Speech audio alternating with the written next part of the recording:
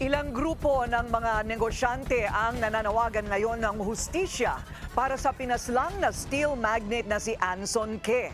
Kaya naman, tinututukan ng Justice Department ang kaso. Narito ang agenda report ni Francis Folve. Bumuuna ng Anti-Kidnapping Task Force ang Justice Department matapos ang pagdukot at pagpatay sa bilyonaryong si Anson Ke at kanyang driver. Nananawagan ng hustisya para kay Ke ang PCCI, FFCCCII, PhilExport at 30 pang mga community at civic organization. Hindi na raw isolated case ang sinapit ng steel magnate dahil dumarami na raw ang mga kaso ng kidnapping at iba pang krimen kung saan mga Chinese o Filipino-Chinese ang biktima.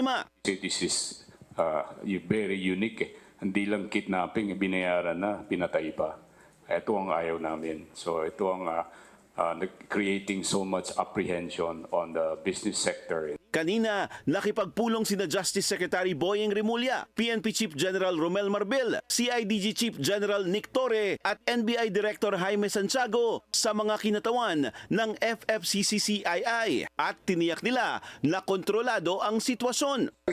This matter, meron na kasing ideas kami kung ano nangyari with this the crime that happened.